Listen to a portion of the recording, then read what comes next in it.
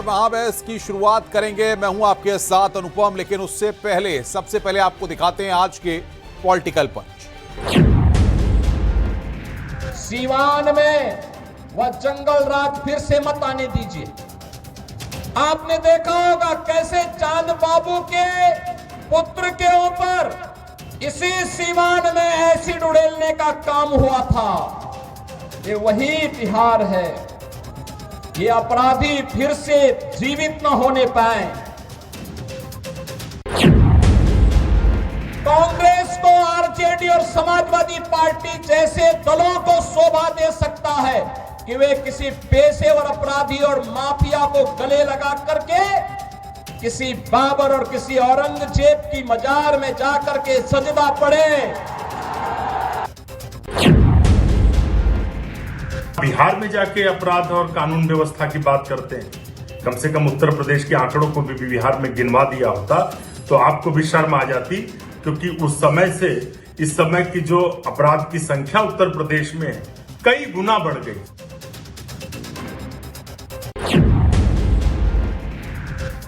RJD ने यहां से जो प्रत्याशी दिया है वो अपनी खानदानी आपराधिक पृष्ठभूमि के लिए इस पूरे क्षेत्र नहीं देश और दुनिया में कुख्यात रहा है। नाम भी देखो ना, जैसा नाम वैसा काम।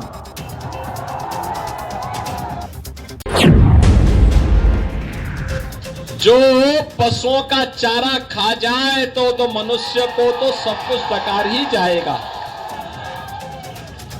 उन्होंने तो यही किया था, लेकिन मोदी जी ने कहा सबका साथ और सबका विकास।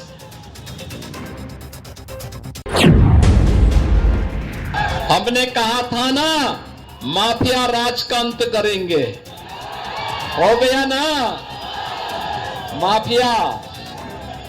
और मुझे अच्छा लगा आपने बुलडोजर भी खड़ा कर दिया है माफिया के लिए। उत्तर प्रदेश में तो ये ऐसे दौड़ता है माफिया की छाती में कि फिर सपा और उसके पार्टनर्स को केवल और केवल उसके यहां फतिया पढ़ने का ही अवसर मिलता है, बाकी कोई अवसर ही नहीं मिलता है। मुख्यमंत्री जी को, भारतीय जनता पार्टी को पीडीए के लोग केवल गुंडे और माफिया नजर आते हैं। पीडीए के बाहर के लोग जो उत्तर प्रदेश में बड़ी बड़ी सुरक्षा लेके घूम रहे हैं वो गुंडे माफिया नजर नहीं आते। इसलिए समाजवादी पार्टी समझती है कि जो लोग आरोप लगा रहे हैं उनको आईना सामने रख के आरोप लगाने चाहिए।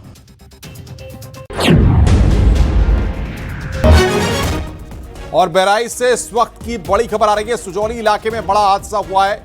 कोड़ियाला नदी में पलटी नाव पर सवार 1 दर्जन से ज्यादा लोग लापता हुए हैं। भरतापुर के ग्रामीण नाव पर सवार होकर गए थे बाजार।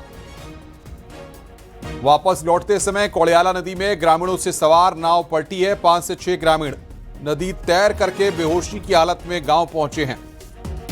अभी भी 1 दर्जन से ज्यादा ग्रामीण लापता हैं। लापता में महिलाएं भी शामिल हैं। सुजौली इलाके में बड़ी घटना हुई है। सूचना के बाद डीएम मौके के लिए रवाना हुए हैं।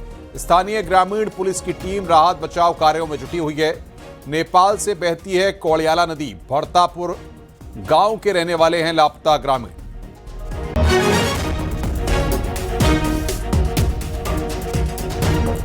बिजनौर में, और आपको बता दें कि जिस तरीके से बिहार की अगर हम बात करें तो बिहार के पहले चरण की वोटिंग के लिए बीजेपी तूफानी प्रचार कर रही है। सीएम योगी ताबड़तोड़ जनसभाएं कर रहे हैं। सीएम योगी ने महागठबंधन पर करारा वार किया है। सीएम योगी ने बिहार की जनता से अपील की है कि वो बिहार में फिर से जंगल राज न आने दें। जनसभा को संबोधित करते हुए सीएम योगी ने बगैर नाम लिए शहाबुद्दीन के बेटे और आरजेडी प्रत्याशी ओसामा पर भी करारा तंज कसा।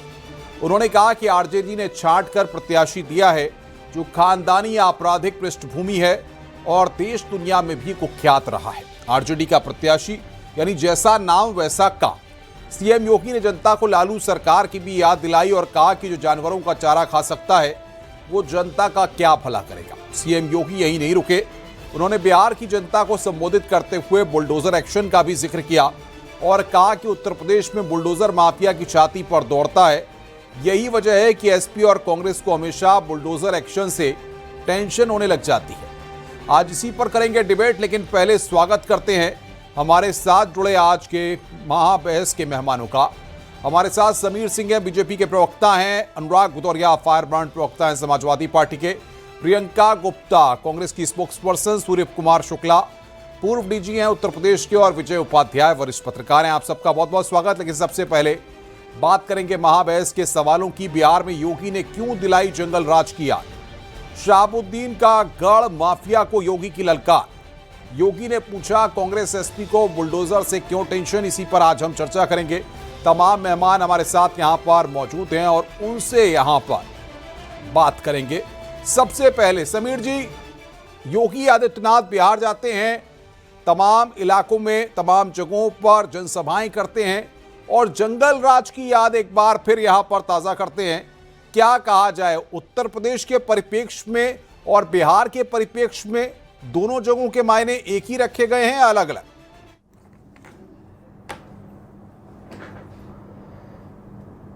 समीर जी, आवाज आ रही है आपको मेरी? बातें कहूंगा, हाँ मिल रही है, बोल रहा हूँ। जी बोलिए। बोल रहा हूँ शुक्ला जी। मैं दो बातें कहूंगा। आज माननीय मुख्यमंत्री आदरणीय योगी जी बिहार के अंदर विधानसभा के चुनाव में प्रचार में थे और उत्तर प्रदेश की सीमा पर सटा सीवान का जिला, जो सीवान जिला है बिहार का, वहाँ रघुनाथपुर में वो प्रचार करने गए थे और भी कई सभाएं किए। भारी भीड़ जुटी और सभा को संबोधित करते हुए उन्होंने कहा है कि उत्तर प्रदेश में फिर से जंगल राज नहीं आना चाहिए। जिस प्रकार से भ्रष्टाचारी, दुराचारी, अन्यायी, अत्याचारी एक होके एनडीए गठबंधन को हराने का प्रयास कर रहे हैं, उन्होंने जनता को जागरूक किया और उत्तर प्रदेश और बिहार दोनों जगह उन्होंने कहा कि एक सुशासन की सरकार है और सुशासन की सरकार में कानून व्यवस्था कायम है। शहाबुद्दीन जैसा अपराधी जिसका बेटा रघुनाथपुर से लड़ रहा है, जिसका नाम ओसामा है, उसको नाम भी नहीं मिल रहा था, ओसामा उसने अपना नाम रखा, उसका उदाहरण भी उन्होंने दिया। और निश्चित रूप से बिहार आज नीतीश कुमार के नेतृत्व में तरक्की और विकास के रास्ते पे है। वो उत्तर प्रदेश के अंदर जो कानून व्यवस्था है, कानून का राज है, उत्तर प्रदेश के अंदर जो विकास है, जो तरक्की है, माननीय मुख्यमंत्री जी ने उन सब बातों का याद दिलाया और कहा कि डबल इंजन की सरकार मोदी जी के नेतृत्व में बिहार का विकास हो रहा है, जो गुंडों का सफाया हुआ है वो आगे भी जारी रहे। ये जनता का समर्थन नीतीश कुमार और एनडीए सरकार को मिलना चाहिए। जो संत लोग लड़ रहे हैं ना, उनका नाम लेना चाहता हूँ। बिहार में संत है ना जी, एक अखिलेश सिंह है, संत है वो, वैसे माफिया के नाम से लोग जानते हैं, वो संत है, उनकी पत्नी भी लड़ रही है। नवीन नगर से आनंद मोहन है, उनके बेटे लड़ रहे हैं, वो भी संत है। एकमा से मनोरंजन उर्फ धौमल सिंह लड़ रहे हैं, वो भी संतों की कैटेगरी में आते हैं, पर जनरली जनता उनको बाहुबली बोलती है। उमेंद्र सिंह पप्पू पांडे, उमेंद्र कुमार पप्पू पांडे बीजेपी की नजर में संत हैं, लेकिन जनता भी उनको बाहुबली और माफिया के नाम से जानती है। इसी तरह बालू माफिया है, संदेश, वो भी इनके संत के कैटेगरी में आते हैं, जिनको कहते हैं राधा चरण शाह उनका नाम है। बालू माफिया है, संदेश सीट से लड़ रहे हैं, वो इनके हिसाब से आते हैं संत में। दूसरे मुकामा से अनंत सिंह है, वो भी बीजेपी और जेडीयू की नजर में संत हैं, वैसे लोग उनको माफिया और गुंडा कहते हैं। तो सवाल उठता ये है कि भारतीय जनता पार्टी इतनी माफिया और बाहुबलों को लड़ा रही है, उनको तो आप संत बता रहे हो, उनके बारे में तो नहीं कोई बात हो रही है। बिल्कुल तो बिल्कुल, जब बात होगी तो सबकी बात होनी चाहिए। मैं आऊंगा सेकंड राउंड में। प्रियंका गुप्ता, आपको किस नजरिए से लगता है कांग्रेस और समाजवादी पार्टी बुलडोजर से डरती हैं, टेंशन में आ जाती हैं, ये कह रहे हैं योगी आदित्यनाथ? देखिए, मैं सीधे सीधे कहना चाहती हूँ कि बुलडोजर का एक्शन जो है सबसे समान रूप पे क्यों नहीं चलता। जो किसानों के ऊपर धार चढ़ा देते हैं उनके घर पे तो बुलडोजर नहीं चलता। जो है अभी जो है जिनके ऊपर पेशाब कांड हुआ उनके वहां बुलडोजर नहीं चला, अभी जिस बेटी के साथ अत्याचार हुआ उसके घर पे बुलडोजर नहीं चला। आप बताइए किसी के घर बुलडोजर चला जो भारतीय जनता पार्टी के नेता है, मंत्री है या उनके रसूख में रहते हैं, किसी के ऊपर बुलडोजर नहीं चलता। बुलडोजर तो यहाँ धर्म और जाति देखकर चलता है, वो सबको पता। और वहां पर विकास की बात ना हो सके इसलिए वहां पर जाके विनाश करके वहां पर जो है पूरी तरीके से एक अलगाव की जो है कोशिश की जाती है, जो हमेशा की तरह है, उसमें कुछ नया नहीं है। पर मैं पूछना चाहती हूँ कि भारतीय जनता पार्टी में तो बताए कि उनका चाल चरित्र चेहरा क्या है। उन्होंने जितने जो प्रत्याशी दिए हैं उसमें लगभग 56% ऐसे प्रत्याशी हैं जिनके ऊपर आपराधिक मुकदमे हैं। उसमें आपको कुछ बता देती हूँ, सम्राट चौधरी IPC 6 171F ये और IPC 188 ये सब उनके ऊपर है। मंगल पांडे जी 324 379 IPC 307 उनके ऊपर है। रामकृपाल यादव हिंसा दंगा भड़काने के आरोप, बिल्कुल पूरी लिस्ट आप लेकर के बैठिए, मैं करूंगा चर्चा। सूर्य कुमार शुक्ला जी, सवाल ये सबसे बड़ा, आप तो सिस्टम के पार्ट रहे हैं, पूर्व DG रहे हैं उत्तर प्रदेश के, बहुत लंबी लिस्ट है। मैं आ रहा हूँ आऊंगा अभी आपके पास प्रियंका जी। सूर्य कुमार शुक्ला जी, सवाल यहाँ पर यह है कि राजनीति में अपराधीकरण ये कोई पहले से नहीं है, बहुत पहले से हम देखते हुए आए हैं। यानी कि जब से सियासत की बात होती है तब से अपराधियों की बात होती है, अपराधीकरण की बात होती है। जिस तरीके से बाकी तमाम दल यहां पर दिला रहे हैं, मुख्यमंत्री ने भी बिहार में प्रचार करके ये कहा और तमाम उन लोगों पर, अपराधियों पर और बुलडोजर को लेकर के भी उन पर निशाना साधा। देखिए भाई साहब, होता क्या है कि आरोप प्रत्यारोप लगाना बहुत आसान होता है, लेकिन मैंने जो अपने प्रशासनिक अनुभव से अब तक महसूस किया कि देखिए चोरी डकैती अपराध ये कभी जब से सृष्टि शुरू हुई है तब से रहे हैं और शायद प्रलय काल तक रहेंगे, थोड़ा बहुत कम ज्यादा। लेकिन मुख्य बात जो होती है कि सत्ता का संरक्षण अपराधियों को मिला कि नहीं मिला। अगर सत्ता का संरक्षण ना हो, सत्ता स्पष्ट रूप से माफिया, बदमाश, गुंडे, अपहरणकर्ताओं के खिलाफ है, तो वो चोरी करके पकड़े जाते हैं, सजा पाते हैं। जैसे मान लीजिए कि बड़े बड़े माफिया बदमाश इनकाउंटर होते हैं या मारे जाते हैं। और अगर सत्ता ही संरक्षण करने लगे कि अब वो गाड़ियां चोरी हो और मुख्यमंत्री के निवास से गाड़ी मिलने लगे, और अगर जहां तक मैंने शहाबुद्दीन का नाम सुना तो मुझे याद आ गई कि सन 2001 की घटना थी। मैं DIG था गोरखपुर में, दिन में 12 बजे से 4 बजे तक गोली चली शहाबुद्दीन के घर पे। तो उस समय भी पता लगा था कि ओसामा बिन लादेन से प्रेरणा लेकर उन्होंने अपने बेटे का नाम ओसामा रखा है। और देवरिया गोरखपुर की सारी गाड़ियां उठा ले जाते हैं और वहां से आधे दाम लेकर वापस छोड़ देते हैं। और जब वो हम लोग मीटिंग के लिए गए तो खबर आई कि जान बचाओ DM SP को घेर लिया गया है, पुलिस के सिपाही बिल्कुल मैं आऊंगा सर, पूरी कहानी समझूंगा। विजय उपाध्याय जी, क्या समीकरण बिहार के आपको लग रहे हैं, और जिस तरीके से सभी दलों ने ताकत झोंक रखी है, क्या लगता है आपको बुलडोजर, जंगल राज या तमाम जो फैक्टर्स गिनाए जा रहे हैं, ये कुछ कारगर दिखने वाले हैं?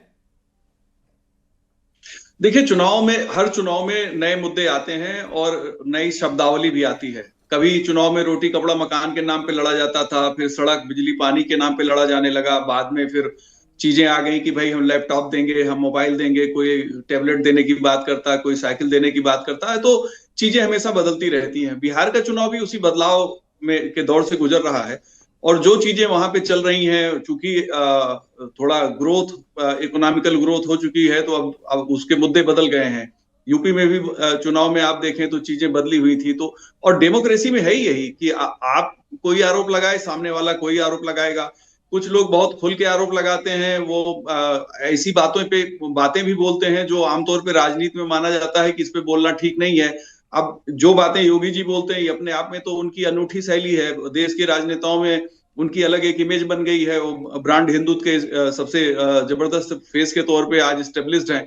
तो उनसे लोग यही सुनना ही चाहते हैं कि भाई वो आएंगे, कुछ आक्रामक अंदाज में बोलेंगे, कुछ बुलडोजर की बात करेंगे, माफियाओं के खिलाफ अभियान की बात करेंगे, और उनकी जो भाषा शैली है वो सीधे चुभने वाली होती है अपोजिशन को। तो वो इसी शैली में बोलते हैं। इसका चुनाव पे सकारात्मक फर्क पड़े, नकारात्मक, वो तो बात की बात है। समीर सिंह जी, सवाल यहां पर यह है कि जिस तरीके से आप जंगल राज की बात कर रहे हैं बिहार के, आप बात कर रहे हैं बुलडोजर को लेकर कांग्रेस और समाजवादी पार्टी टेंशन में है, लेकिन तमाम और दल, कांग्रेस, समाजवादी पार्टी बकायदा लिस्ट लेकर के बैठे हैं किन किन अपराधियों को आप लोगों ने प्रत्याशी बनाया है, या बकायदा किस तरीके से उन पर मुकदमे दर्ज हैं? नहीं अनुपम जी, हम अभी समाजवादी पार्टी के प्रवक्ता को सुन रहे थे, नाम वो इमला पढ़ रहे थे, वो कागज पर लिखे थे अनुपम जी, भूल जा रहे थे अनुपम जी, इनको याद करके आना चाहिए था, एक बार तैयारी कर लीजिए।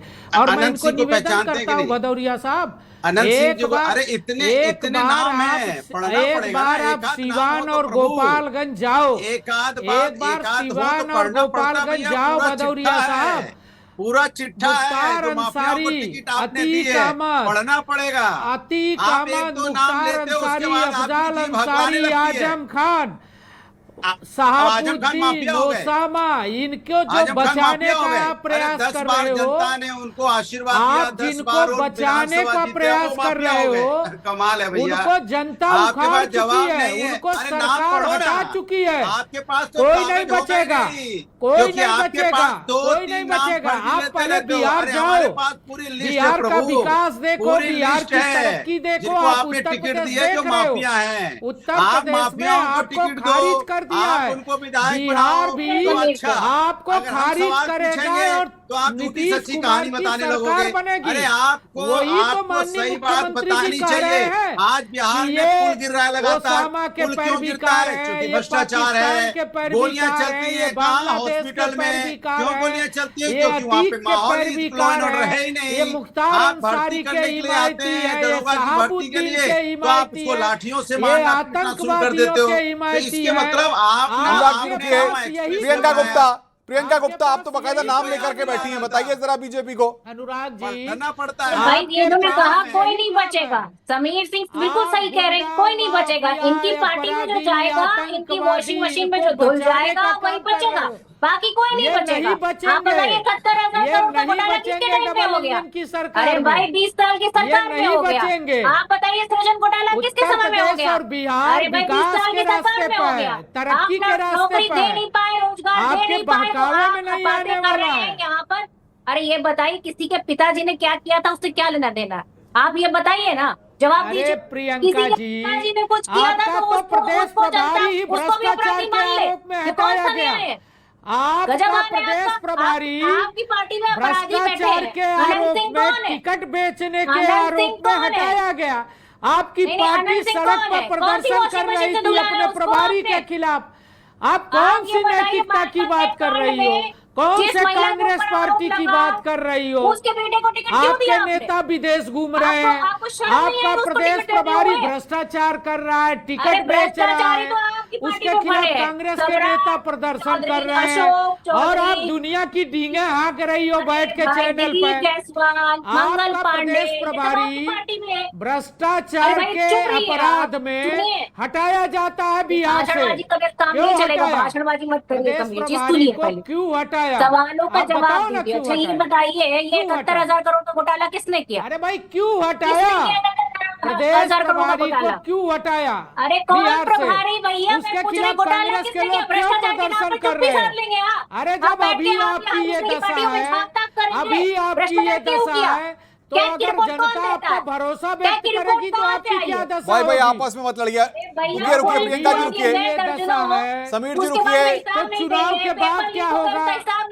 रुकिए भाई रुकिए, समीर जी रुक जाइए, ऑडियो डाउन करिए समीर जी। अनुराग भदौरिया, सवाल यहाँ पर ये, समाजवादी पार्टी उत्तर प्रदेश में आपने जिस तरीके से बेहतर प्रदर्शन किया, और उसके बाद उत्तर प्रदेश में जिस तरीके से आप लोकसभा के वक्त में अच्छी सीटें लेकर के आए, बिहार की तस्वीर समाजवादी पार्टी किस तरीके से देख रही है और महागठबंधन को कहां पर पाती है? देखिए, मैंने आपको पहले बता दिया कि बिहार में इंडिया गठबंधन की सरकार बनने जा रही है, क्योंकि एनडीए ने वहां कोई काम नहीं किया, सिर्फ माफियागिरी की है, सिर्फ माफियागिरी की है, माफियाओं को टिकट दिया है। अरे इनको चुप कराओ, इनका क्या है? ये परेशान होगा, इनके पास कुछ नॉलेज नहीं है। बिहार गए हो? एनसीआरबी का फुल फॉर्म आप मालूम है? लखनऊ और दिल्ली बिहार पर डिबेट कर रहे हो, एक बार जाओ, बिहार की तरक्की देखो, बिहार का विकास देखो, बिहार का सुशासन देखो, बिहार की तरक्की और विकास आप देखो भदौरिया जी, तब आपको पता चलेगा कि नीतीश कुमार ने कितना अच्छा काम किया। नाम की कोई अरे आपस में मत लड़िए। सूर्य कुमार शुक्ला जी, बाकी सबका ऑडियो डाउन करिए। सूर्य जी, सवाल यहाँ पर ये है कि सबसे बड़ी बात ये है कि आम वोटर या आम जनता जब चुनाव का वक्त आता है, वोट डालने के लिए जाते हैं, तो क्या इन चीजों को देखते हैं या नजरअंदाज कर देते हैं कि जिस प्रत्याशी को वो वोट देकर के चुनने जा रहे हैं, आखिर उसकी छवि कैसी है, उस पर कितने दाग हैं, किस तरीके के मुकदमे उस पर दर्ज हैं, या पॉलिटिकल पार्टी का सिंबल और सिंबॉलिक छवि ज्यादा मायने रखती है? अनुपम जी, मैं अपनी बात पूरी कर लूं। मैं आऊंगा अनुप जी, सूर्य जी से को जवाब देने दीजिए। भाई साहब, आजकल सोशल मीडिया का जो गांव तक मोबाइल के माध्यम से जो यूट्यूब का और गूगल का और इंस्टाग्राम का प्रचार हुआ है, उससे अब खबरें गांव तक सब पहुंच रही हैं। पहले ऐसा होता था कि छिपा रहता था। जहां तक बिहार की बात है, तो लालू यादव का कार्यकाल माना जाता है कि जैसे वो चारा घोटाला तो एक था, लेकिन माना जाता है कि उस समय हर प्रकार से बिहार में चाहे जातीय संघर्ष भी खूब बढ़ा, लोगों में खूब जो सरकारी बजट था उसका बंटवारा और उसके खींचतान, कागज पर सड़कों का बन जाना और टूट जाना, और चारा घोटाला ने तो हद ही कर दी थी, सब लोगों ने सुना। और इतना दूसरी तरफ आपने सुना होगा कि नीतीश को लोगों ने नीतीश बाबू, सुशासन बाबू नाम दे दिया, और जब शराब बंद किया उन्होंने तो बड़ी तारीफ हुई कि बताइए बिहार जैसे जहां संसाधन बहुत कम है, बड़ी हिम्मत करके नीतीश कुमार ने कि शराब से बड़ा नुकसान होता है, समाज खराब होता है, शराब बंद कर दी। तो लगा कि नहीं, नीयत में इनकी खोट नहीं है, वो सुधारना चाहते हैं। और इसके इतना ही नहीं, मतलब जितनी महिलाओं का जितना उत्थान बिहार में नीतीश बाबू ने किया, लगा कि बिहार को कुशासन से निकालकर सुशासन की ओर बढ़ाने का कोशिश भरपूर हो रही है। अब ये बात जरूर है कि बिहार की पिछड़ापन बहुत ऐतिहासिक रहा है, तो उसकी वजह से धीरे धीरे मुझे लगता है इम्प्रूवमेंट हो पाएगा। अरे 3 साल की सरकार में बिल्कुल सूर्य जी, मैं आ रहा हूं आपके पास। विजय उपाध्याय जी, मैं आ रहा हूं, सबको पास मौका दीजिए, सबको अपनी बात रखने का। विजय जी, सवाल यहाँ पर ये है, अगर अपराधी किस्म के लोग राजनीतिक दलों में आकर के टिकट पा लेते हैं, तो राजनीतिक दल जो शुचिता की बात करते हैं, पारदर्शिता की बात करते हैं, निष्पक्षता की बात करते हैं, वो फिर दिखती कहाँ है? 10 काम गिना के जाइएगा बिहार में क्या क्या किया। एक भी काम नहीं, उन्हें यही नहीं पता है। विजय उपाध्याय जी, बाकी सबका ऑडियो डाउन करिए। विजय जी, आप बोलिए। देखिए, इस हमाम में तो सभी दल नंगे हैं।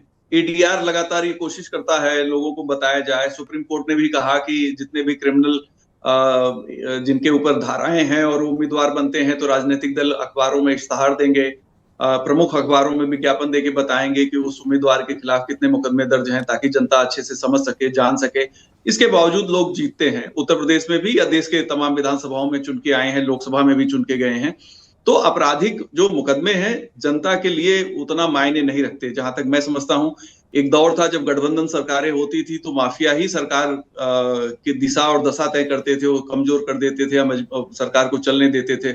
लेकिन जब से बहुमत की सरकारों का दौर आया, उत्तर प्रदेश में तो आ गया, 2007 से ही शुरू हो गया। 2007 में बसपा की सरकार ही, उन्होंने भी लॉ एंड ऑर्डर की कोशिश की। अखिलेश की सरकार 12 में थी, उन्होंने भी लॉ एंड ऑर्डर, माफियाओं से दूरी बना के रखी। और योगी जी की सरकार तो इसके लिए सबसे ज्यादा चर्चित है ही।